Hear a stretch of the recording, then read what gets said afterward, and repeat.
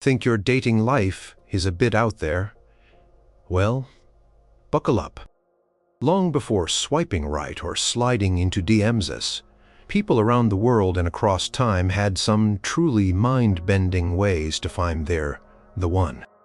We are talking about men parading in full makeup to be picked by women, couples spending the night in bed with a wooden board between them, and brides who had to cry for an entire month before their wedding day. The journey to partnership has been paved with traditions that are fascinating, sometimes hilarious, and often make you go, "Wait, they did what?"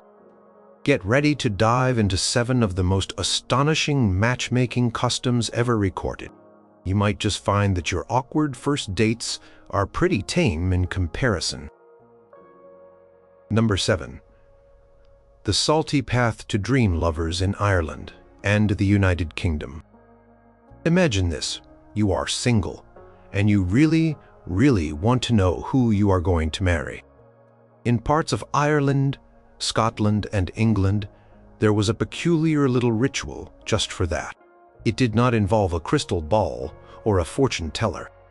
Instead, it involved a very salty bun.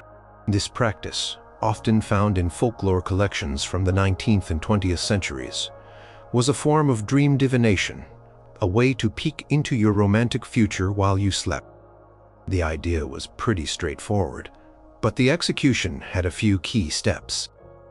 First, you needed the special bun.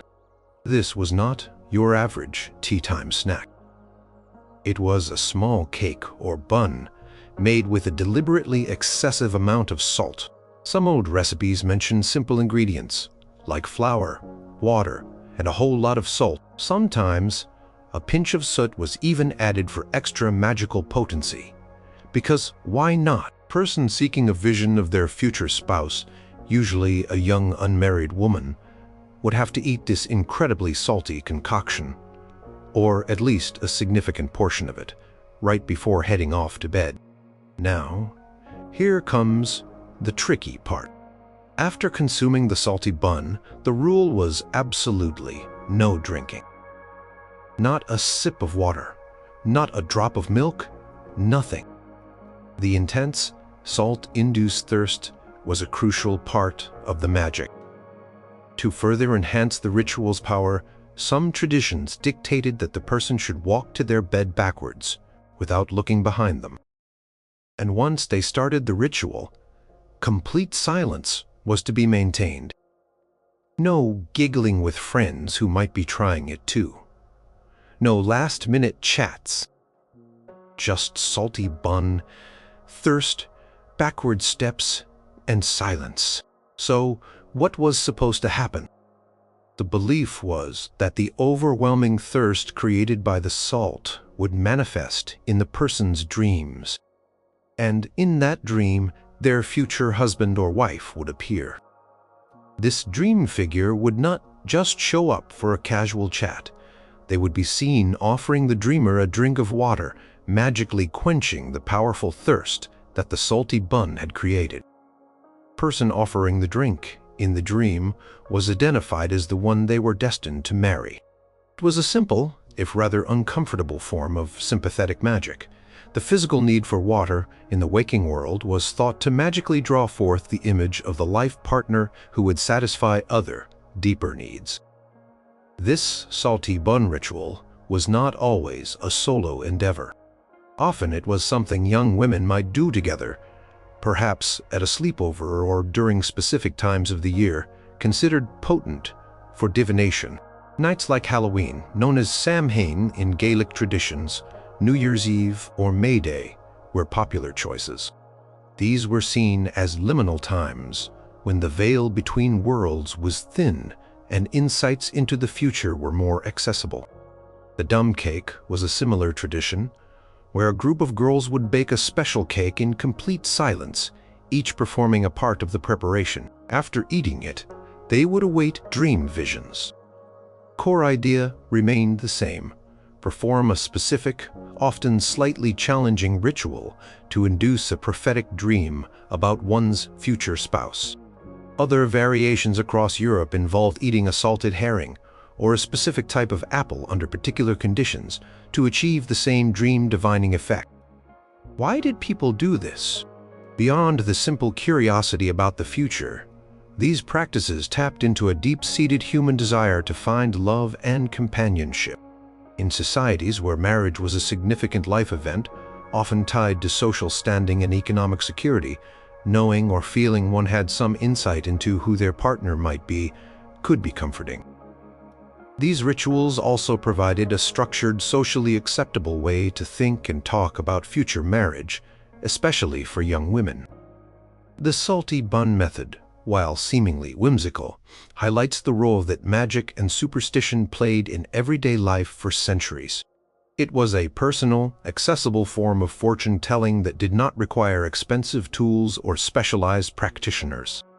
It connected a physical sensation, thirst, directly to a desired outcome in the dream world, making the magic feel very direct and personal. Today, the salty bun dream is mostly a historical curiosity, a quaint piece of folklore. You are unlikely to find many people seriously baking salt-laden buns to find their soulmates. However, it might be revived for themed parties or as a bit of fun, a nod to the imaginative ways people once sought answers to life's biggest questions. It reminds us that the quest for love has always inspired human creativity, leading to some rather peculiar and very thirsty traditions. While it might not sound like the most comfortable night's sleep, it certainly was a memorable way to dream of the one. Number 6. The controversial tradition of kachuu, or bride kidnapping, in Kyrgyzstan. The term matchmaking usually brings to mind images of friendly introductions, romantic dates, or perhaps carefully arranged meetings between families.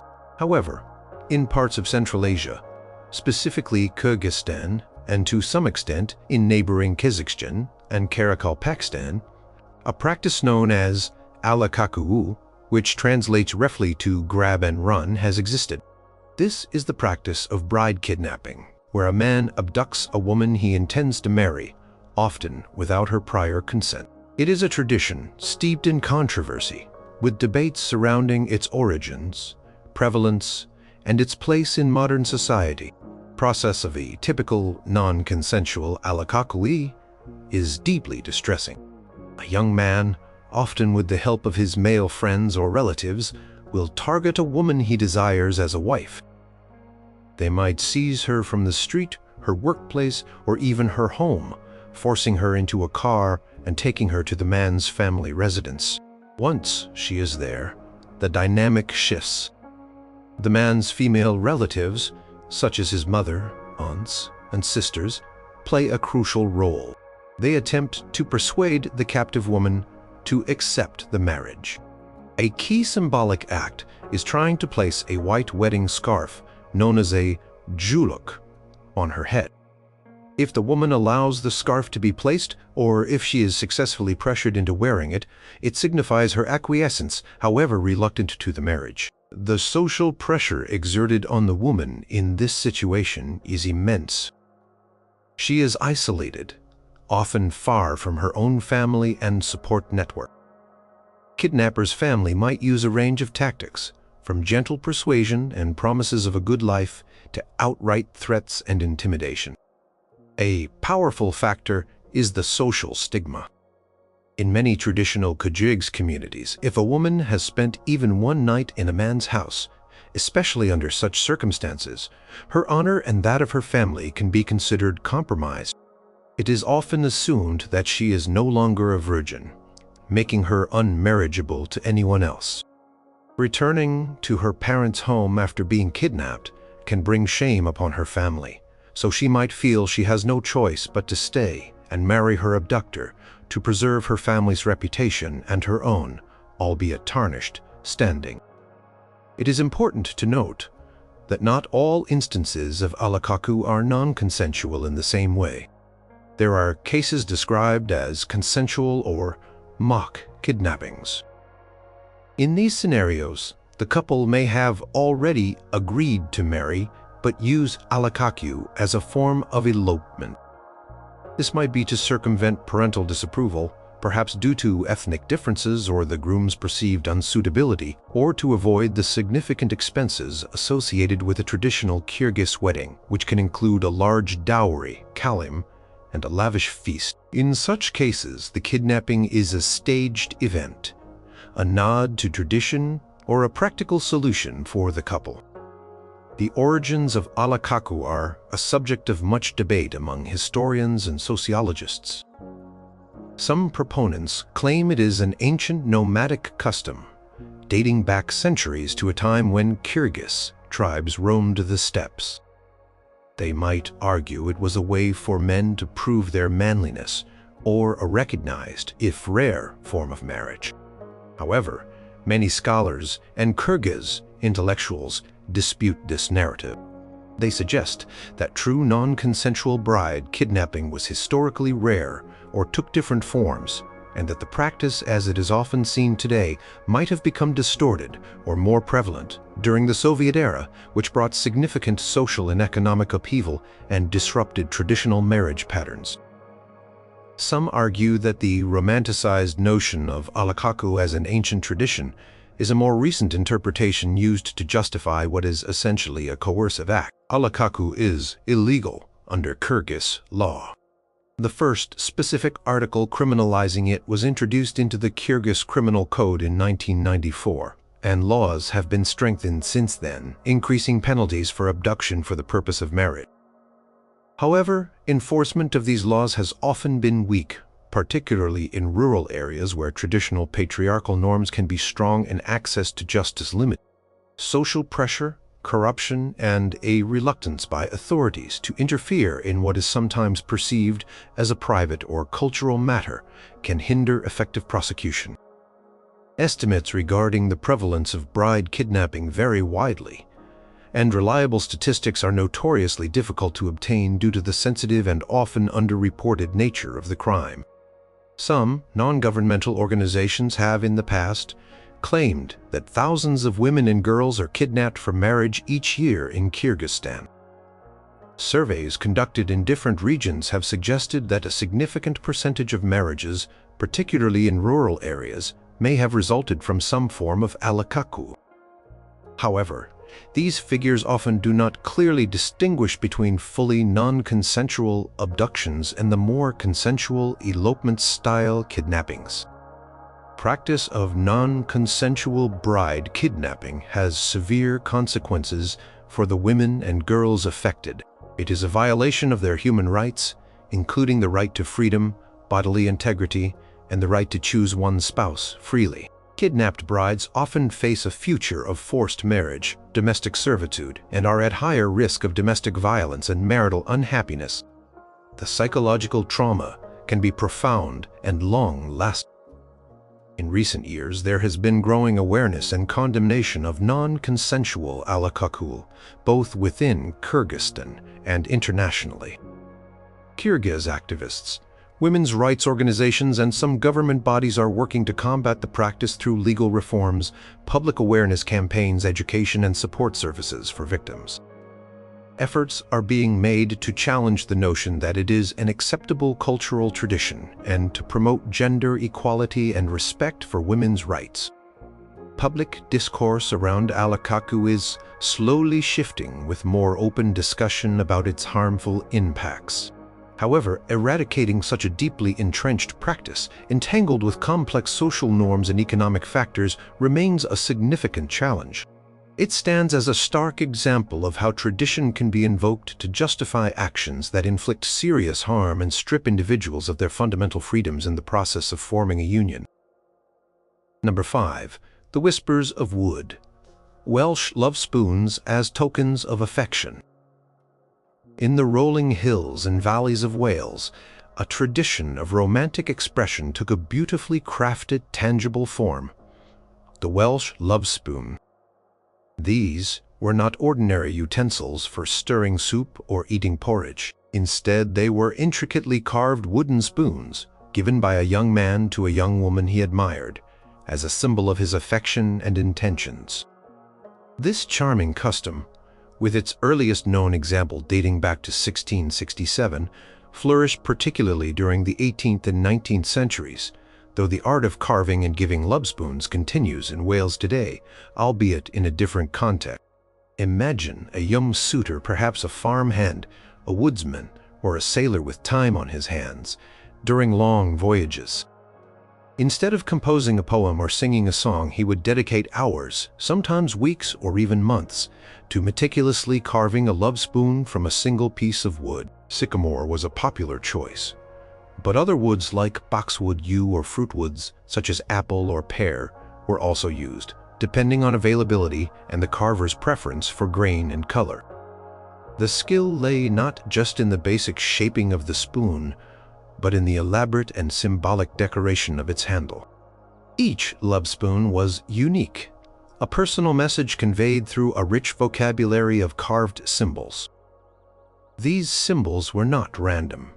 They carried specific meanings, allowing the carver to express his feelings and hopes to the recipient. If the young woman accepted the spoon, it was a clear indication that she reciprocated his interest, and the courtship could proceed. The spoon would then often be displayed proudly on a wall in her family's home, a public declaration of her suitor's devotion and her acceptance of it.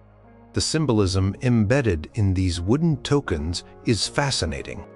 A heart, unsurprisingly, was one of the most common motifs, signifying love and affection. A carved key or keyhole could mean, "My house is yours, you hold the key to my heart," or symbolize security and a shared home. Wheels were sometimes incorporated, representing the carver's promise to work hard and provide for the woman he loved. An anchor was a symbol of steadfastness, loyalty, or the desire to settle down. More complex designs included chains or links, which could signify a wish to be bound together forever, or sometimes the number of links would correspond to the number of children the couple hoped to have. Another intricate motif was the balls in a cage or sphere in a cage, where small wooden balls were carved to move freely within a C-shaped or box-like enclosure, all from the same piece of wood. This remarkable feat of carving was said to represent love held safe, or again the number of children desired, with each ball representing a child. Twisted stems or intertwined vines symbolized two lives growing together as one, representing togetherness and the intertwining of their fates. Diamonds were carved to wish for wealth, prosperity, or good fortune. A horseshoe, a universal symbol of good luck, was also a popular addition. The act of carving and presenting a love spoon was significant for several reasons. Firstly, it was a demonstration of the young man's skill, patience, and dedication. The intricacy of the carving directly reflected the depth of his feelings. A more elaborate spoon implied a greater love than commitment. Secondly, in a society where practical skills were highly valued, the ability to craft such a beautiful object from wood showed that the suitor was handy and capable, qualities desirable in a future husband who would need to maintain a home and perhaps craft tools or furniture. Thirdly, in an era when store-bought gifts might be expensive or unavailable, especially in rural communities, a handmade love spoon was a deeply personal and meaningful romantic gesture. It was in some ways a precursor to the modern engagement ring, a tangible token of serious intent. The tradition of giving carved spoons as love tokens was not unique to Wales. Similar practices existed in some Scandinavian countries and parts of Eastern Europe, each with their own stylistic variations and symbolic meanings. However, it is in Wales that the tradition became most strongly identified and developed into a distinctive art form. Many of these historic love spoons are now preserved in museums, such as the St. Fagan's National Museum of History in Cardiff, which holds the oldest dated Welsh love spoon from 1667. As societal norms around courtship began to change in the late 19th and early 20th centuries, and as manufactured goods became more widely available, the tradition of young men carving love spoons for their sweethearts gradually declined. However, the craft itself did not entirely disappear. It experienced a revival in the mid-20th century, partly due to a renewed interest in Welsh heritage and traditional crafts, and also through the growth of tourism. Today, Welsh love spoons are still lovingly carved by skilled artisans. While they are less commonly used as direct instruments of courtship between young lovers, they have found a new role as popular gifts for a variety of occasions. They are given for weddings, anniversaries, engagements, births, birthdays, or simply as a beautiful memento of Wales. The traditional symbols are still used, and new ones are sometimes added, but their meaning as a heartfelt expression of love, care, and good wishes endures. The Welsh love spoon stands as a testament to the enduring power of handmade tokens, the beauty of symbolic language, and the way everyday objects can be imbued with deep cultural and emotional significance in the universal human story of love and connection. Number 4. The messy mayhem of blackening rituals in Scotland. In the rugged landscapes of rural Scotland, particularly in the northeast, the Highlands and the Islands, a rather messy and boisterous pre-wedding ritual known as blackening has been a long-standing tradition. This is not about a gentle spa treatment to prepare for the big day. Instead, it involves the bride, the groom, or sometimes both, being captured by their friends and family, and then comprehensively covered in an assortment of unpleasant, sticky, and smelly substances. It is a unique form of public hazing, community participation, and, some believe, a way to ward off bad luck before the marriage begins. The blackening typically takes place a few days before the wedding, or sometimes on the eve of the ceremony itself. It often starts with a mock abduction. The unsuspecting bride-to-be or groom-to-be is seized by a gleeful gang of their closest friends and relatives. There is usually little chance of escape. Resistance is futile, and often just adds to the fun. Once captured, the victim is subjected to the core of the ritual, being doused, smeared, and pelted with a concoction of all things grimy and gooey. The ingredients for a blackening are chosen for their ability to stick, stain, and generally create a disgusting mess. Traditional components include soot, treacle, molasses, flour, raw eggs, custard, and feathers.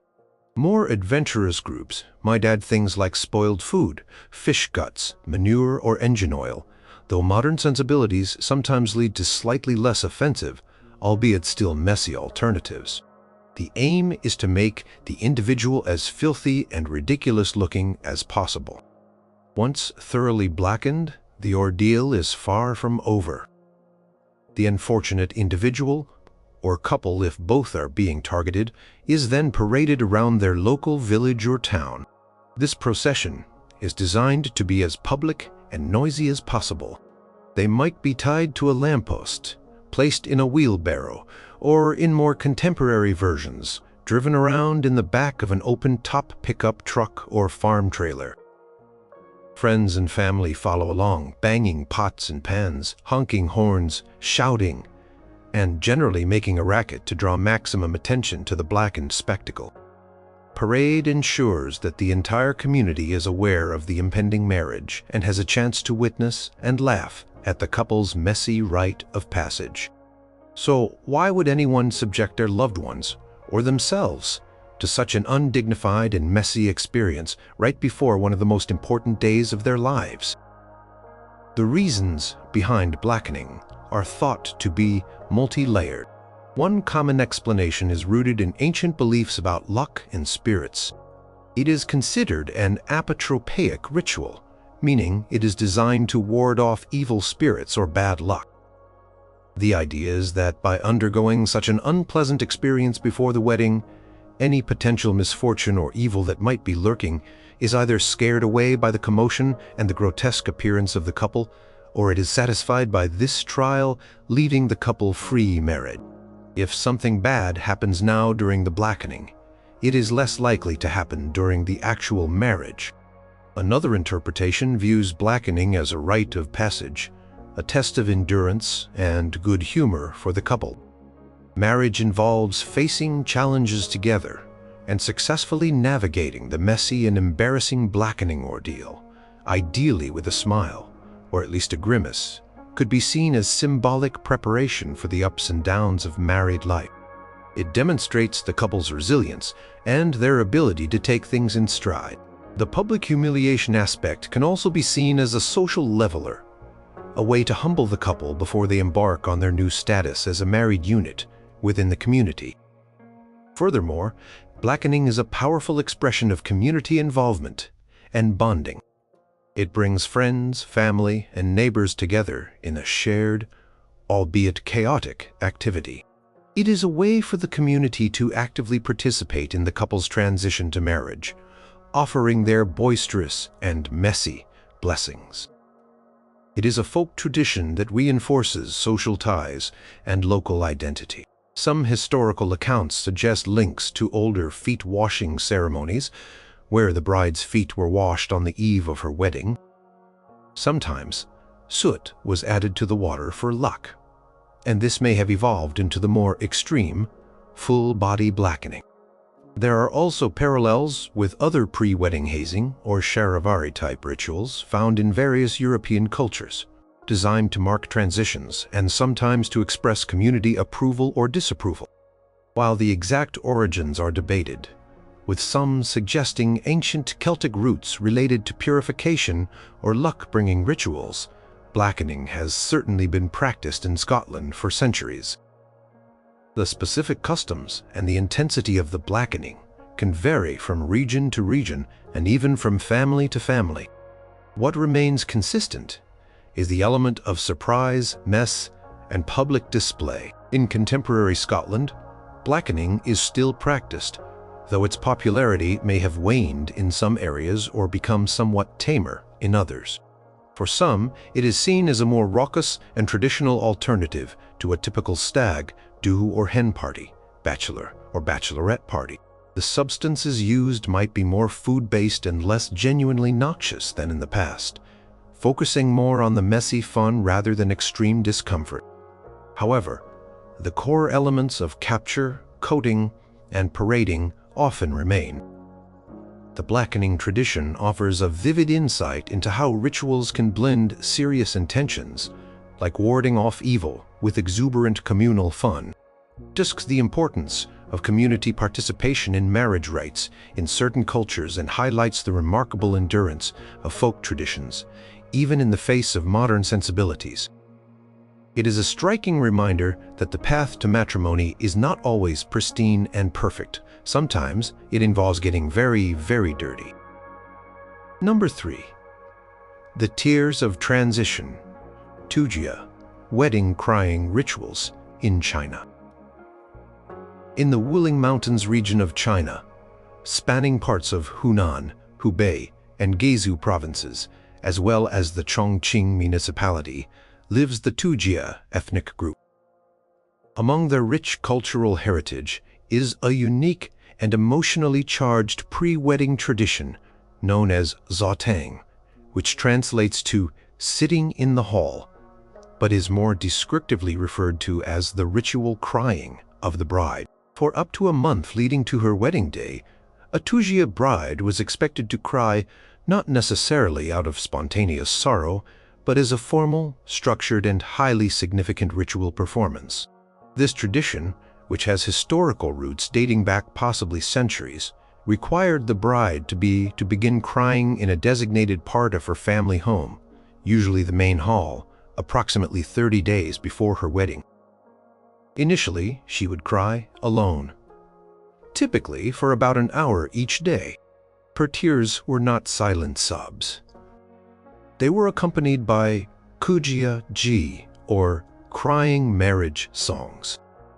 These were specific melodies and verses that expressed a range of emotions: sorrow at leaving her natal family and childhood home, gratitude to her parents for raising her, anxieties about her new life, and well wishes for her parents and siblings after her departure.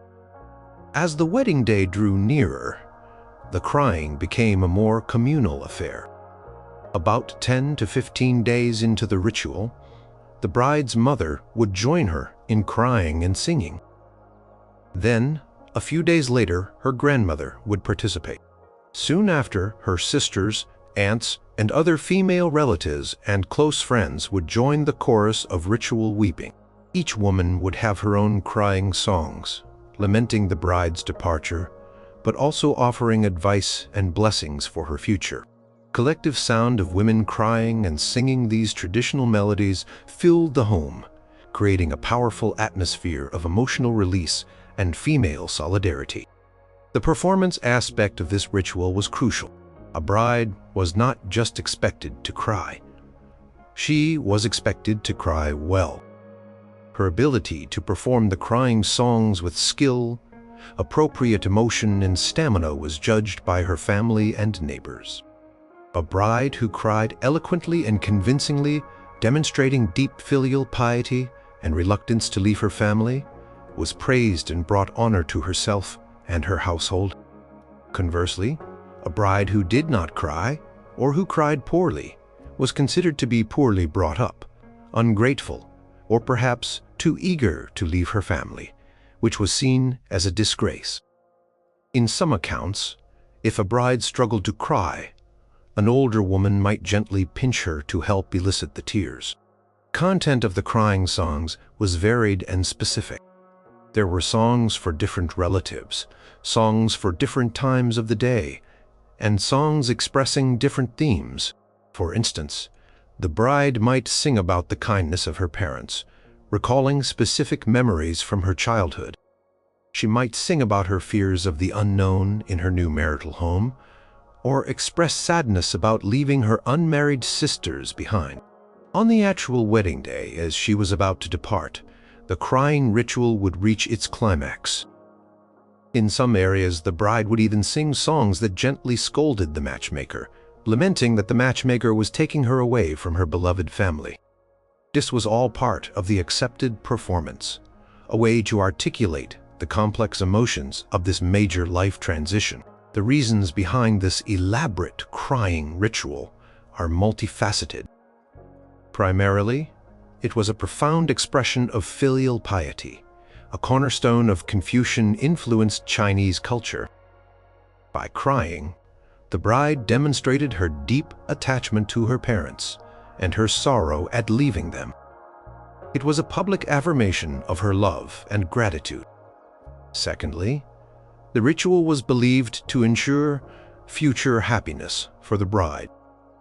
There was a folk belief that by shedding so many tears before the wedding, she would exhaust her store of sorrow, leaving only happiness and joy for her married life.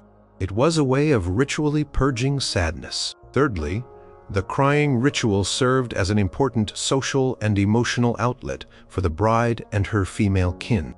It provided a culturally sanctioned space for women to express their feelings about marriage, which often meant a significant separation from their natal families, and an entry into a new, sometimes unfamiliar household.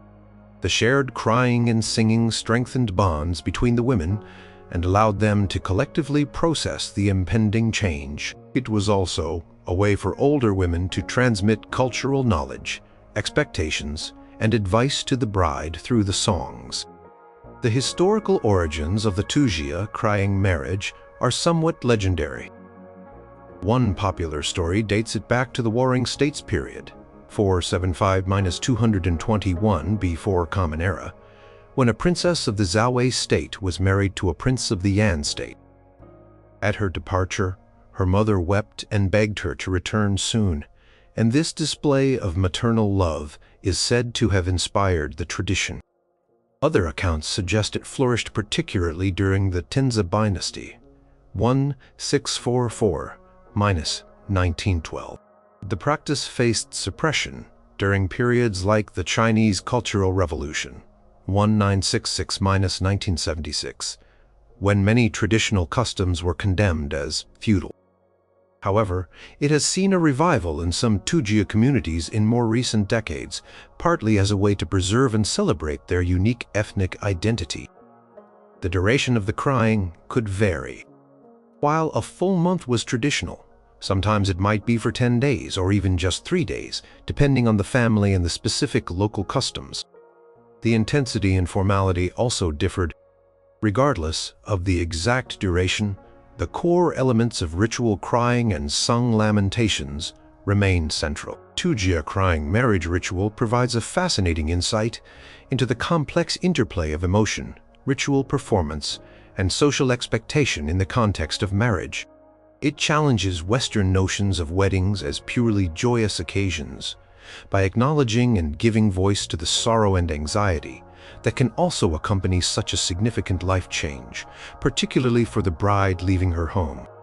It highlights the crucial role of women in maintaining and transmitting cultural traditions, and Sheng is a unique cultural expression of the bittersweet transition from one stage of life to another. While less commonly practiced with its full traditional rigor today, the Kachuu crying wedding remains a powerful symbol of their cultural heritage and a testament to the diverse ways human societies navigate the profound experience of marriage. Number 2. Bundling or courting in bed in colonial America and parts of Europe. Imagine a young couple deeply interested in each other, but living in a time and place with strict social rules about premarital contact. Now, imagine their parents not only allowing them to spend the night together in the same bed, but sometimes even encouraging it. This was the essence of bundling, a curious courtship custom practiced in parts of Europe, notably Wales, the Netherlands, Switzerland, and Scandinavia, and which also became quite common in colonial New England in the United States, primarily from the 16th to the 19th centuries. Bundling at its core allowed an unmarried courting couple to share a bed for warmth and conversation, but with certain rules and physical barriers intended to prevent sexual intimacy. The couple would typically remain fully clothed, or at least partially dressed in their night clothes. To further ensure propriety, a bundling board, a long, solid plank of wood, was often placed down the middle of the bed, creating a physical separation between the two.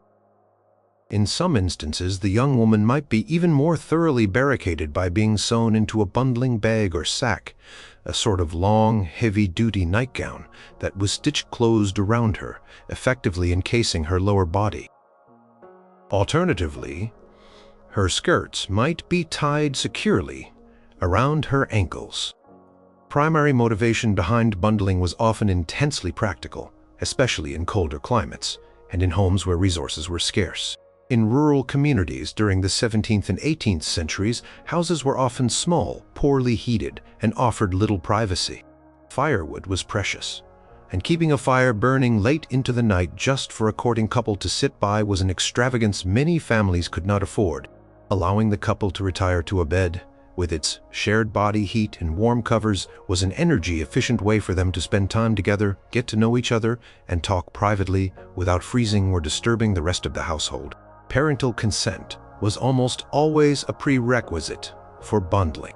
It was not a clandestine activity, but a socially sanctioned part of the courtship process in communities where it was practiced. Parents saw it as a way for their children to develop affection and determine compatibility before committing to marriage, given that young people often had to travel considerable distances to visit each other, especially in sparsely populated rural areas.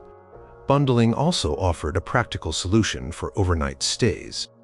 A young man visiting his sweetheart from another village could be offered the bundling bed rather than having to make a perilous journey home in the dark or sleep on a cold floor. Practice of bundling varied in its specifics from place to place, and even from family to family.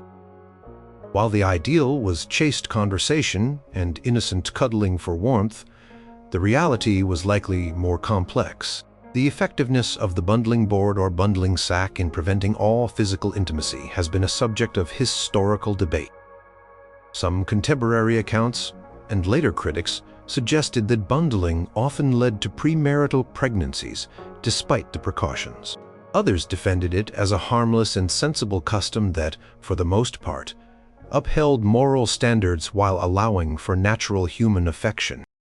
The history of bundling suggests European origins, particularly in Wales and the Netherlands, where it was an established rural custom. Dutch and English settlers are thought to have brought the practice to colonial America. It found fertile ground in New England, particularly in Massachusetts and Connecticut, during the 17th and 18th centuries due to the frontier conditions, harsh winters, limited housing, and the need for practical solutions. Prominent figures like the theologian Jonathan Edwards encountered the practice and strongly condemned it from the pulpit in the mid-1700s, viewing it as conducive to sin and moral laxity. His sermons, and those of other religious leaders during periods of religious revival, like the Great Awakening, contributed to a growing public disapproval of bundling. Prevalence of bundling is difficult to ascertain precisely. Some historians argue it was widespread in certain regions, while others suggest it was less common or confined to specific social strata.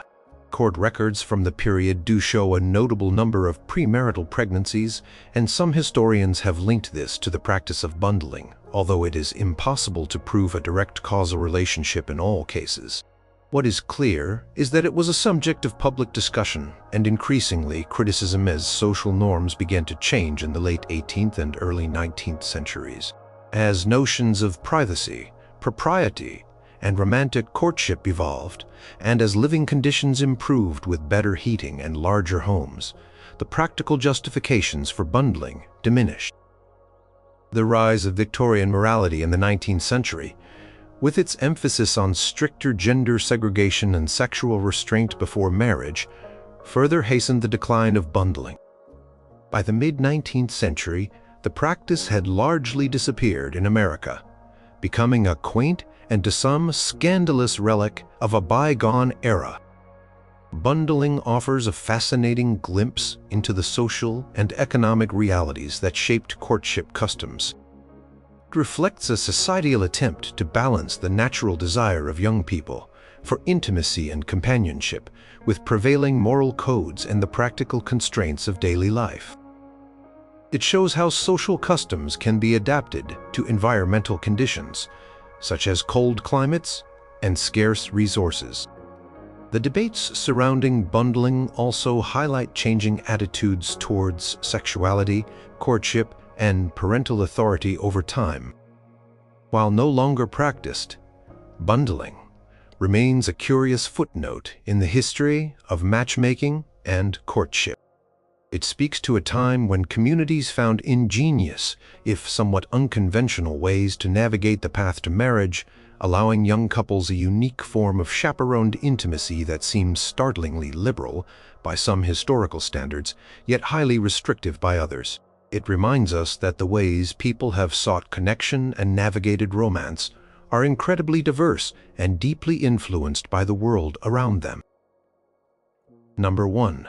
The dazzling dance-off Girl Festival and male beauty pageant of the Wada Bay. Deep in the Sahel region of Africa, where countries like Nigeria, Cameroon, Chad, and the Central African Republic meet, live the Wadabi people, a subgroup of the larger Fulani ethnic group.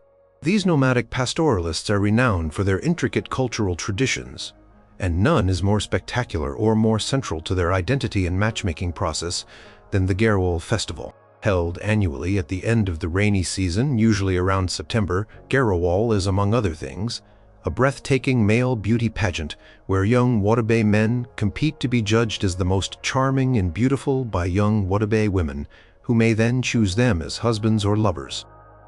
The Girl Festival can last for several days and nights, a vibrant culmination of a year's preparation. The main event is the yak, or Girl dance itself, from which the festival gets its name, a line dance performed by young men, often bachelors, but also men who may already be married, seeking a new wife or a romantic partner. The Wada practice polygyny, and women have a degree of sexual and marital freedom that is notable. A woman at Girl can choose a new partner, even if she is already married, and her choice is generally respected. Preparation for the yake is an elaborate affair. The men spend hours, sometimes an entire day, applying their intricate makeup and donning their ceremonial attire. Their faces are often painted with yellow or reddish ochre clay. Their lips and eyes are heavily outlined with black kohl to make their teeth and eyes appear whiter, which are highly prized features. White or black geometric patterns are meticulously painted onto their faces to accentuate their best features, such as a long, straight nose or symmetrical facial structure. They wear elaborate headdresses adorned with ostrich plumes and other decorations, designed to make them appear taller, another mark of Wodabe male beauty. Their bodies are draped with beads, amulets, embroidered tunics, and wrapped skirts, all chosen to enhance their allure. Once ready, the men line up shoulder to shoulder and begin the yake dance. This is not a spontaneous jig. It is a highly stylized performance that can continue for hours under the hot Sahelian sun, often fueled by a stimulating fermented drink made from milk or bark, which helps them maintain their energy and exuberance. The dance involves slow, rhythmic swaying, specific hand gestures, and most importantly, a series of exaggerated facial expressions. The men will roll their eyes dramatically from side to side to showcase the whiteness of their sclera. They will bare their teeth in wide, often quivering smiles or grimaces to display the whiteness and evenness of their teeth. They make percussive sounds with their voices, clicking and whistling, to draw attention. Every movement and expression is calculated to demonstrate the Wodaba ideals of male beauty: height, leanness, a long nose, a high forehead, bright white eyes, and perfectly white regular teeth. The judges of this extraordinary spectacle are the young Wodabe women of marriageable age. They observe the dancing men intently, often from a slight distance at first, sometimes coyly, sometimes critically. These women are themselves beautifully adorned, but at Garwal, the focus is undeniably on male beauty and performance. The young women who are eligible to choose a partner, often the daughters of important lineages or women deemed particularly beautiful themselves, will eventually make their selections. A woman might indicate her choice with a subtle gesture, a pointed finger, or by simply approaching the man who has captured her admiration. If a man is chosen, it is a great honor, and it can lead to marriage or a socially accepted romantic liaison. The Garwal Festival is far more than just a beauty contest or a matchmaking market. It is a vital social and cultural event for the Wodabe. As nomadic people, their clans are often dispersed across vast territories for much of the year. Garwal provides a crucial opportunity for different family groups to come together, to renew social ties, to share news, to arrange alliances, and to celebrate their shared cultural identity. It is a time of feasting, storytelling, and ritual. The emphasis on beauty is central to Wodaba culture. They value personal aesthetics highly and cultivate an image of themselves as refined and elegant people. The festival also plays a role in maintaining genetic diversity within the Wodabe population by facilitating marriages between different lineages. The Wodabe have complex rules regarding marriage, including a preference for cousin marriage, endogamy, for a first marriage, which is usually arranged by families. However, Garwal offers an opportunity for love marriages, exogamy, often with partners from outside one's immediate lineage, which can bring new bloodlines into the family. The fluidity of marital relationships, where women can choose to leave one husband for another, chosen at Garwal, is also a distinctive feature of their social structure. The origins of Garwal are ancient, passed down through generations as an integral part of Wodabe heritage. While it has attracted considerable attention from anthropologists, photographers, and tourists in recent decades, it remains a deeply significant internal cultural practice for the Wodabe themselves. Pressure on the young men to perform well and look their best is immense, as their reputation and desirability within the community are at stake. The Garwal Festival offers a fascinating insight into a society where male beauty is overtly celebrated and judged by women, a reversal of the gender dynamics often seen in courtship rituals in many other cultures. highlights the Wadabi's unique aesthetic values and their sophisticated understanding of performance and self-presentation. It takes the importance of communal gatherings for nomadic peoples and the intricate ways in which societies can weave together social, economic, and romantic needs into a single, vibrant cultural tapestry. In the dazzling, energetic, and intensely focused Yek dance of the Garawol, the Wodaba not only find partners but also reaffirm who they are as a people, celebrating beauty, lineage, and the enduring spirit of their nomadic way of life under the vast African sky.